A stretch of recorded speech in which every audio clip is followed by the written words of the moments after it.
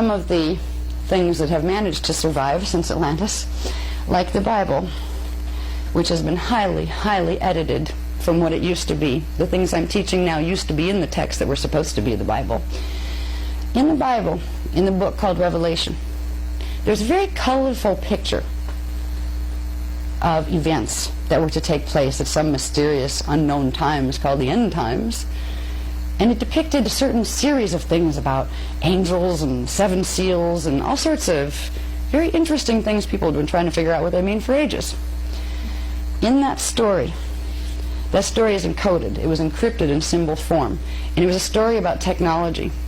And it was a story about a planned invasion that was going to go down here. And it was a story about a group of Anunnaki races that are called the Anu Elohim and the Jehovian Anunnaki. Now, before the Jehovian Anunnaki groups wanted to take over this planet, human beings didn't call their God Jehovah, nor did they call it Yahweh. Those were names of collectives, family names, of fallen angelic races that were inserted into our holy texts to hijack our religions, to hijack our stories, and there was a deadline. There was a deadline for when the game would be up here. In Atlantis, we were very aware. We had minimum of 12 strands of DNA. We had huge amounts of awareness. We knew that we were avatars. We knew our commission as planetary guardians. We knew Templar mechanics, the sacred sciences. And there were events that took place that we lost a few rounds in some battles with the fallen angelic races. And when I say fallen angelic, remember, you can picture the Sci-Fi Channel and use E.T. if you want to substitute, because it's the same thing.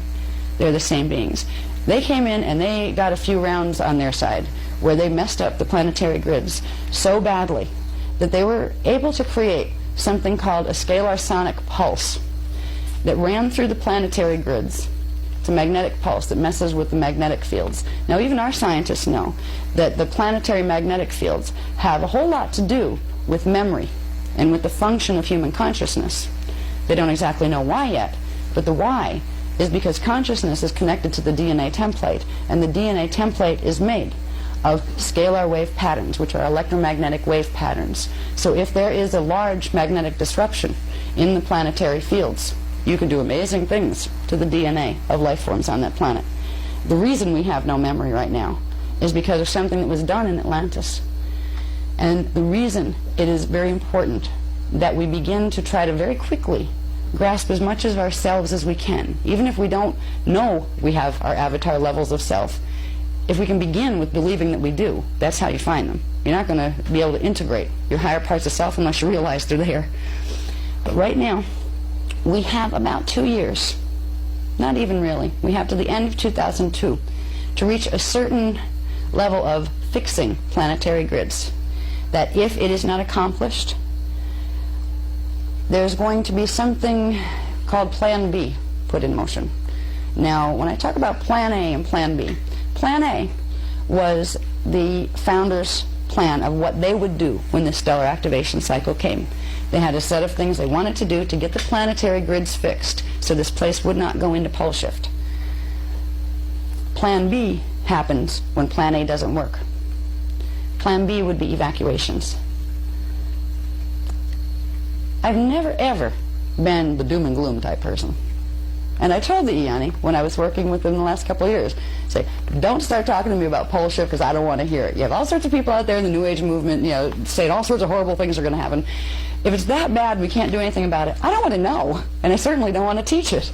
And they said, all right, well, actually, it's not that bad. We've focused on solutions all along. We've had to very quickly move through helping people to understand Kathara healing, so they'd understand their body systems, tangible structure of the soul, so they'd understand how those body systems plug into their spiritual consciousness systems, and then very quickly go into planetary grid mechanics, so we could begin to work with the planetary grids to create healing. And a lot has been done already. We've made great accomplishments. But at this point, our accomplishments have been done so well in healing the planetary grids that the agendas of the fallen angelic races, agendas they've held literally since the Atlantean period, when they were just going to saunter in here and just take over the place very easily. They were going to actually come in and introduce themselves with names like Moses and say, "Hi, we created you. We're your space brothers," you know, and just show us how to run our planet better. And there was an objective at the end of it. They don't want humans. They don't even want surface Earth. Earth is a strategic location for something called the Halls of Amenti stargates. Earth has portals that lead directly into the Halls of Amenti stargates.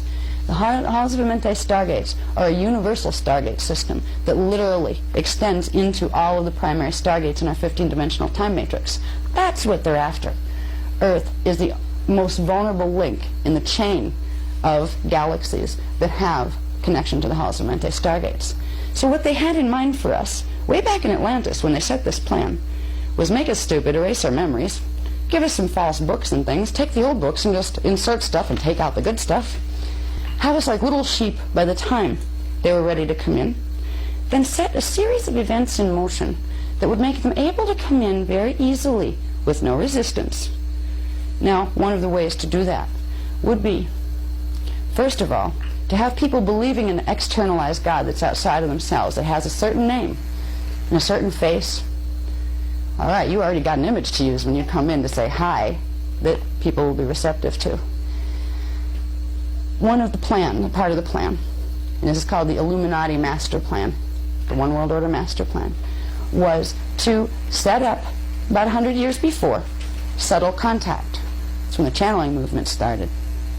Subtle contact with their races. Their races meaning the hybrid races who don't have human souls incarnate in them, but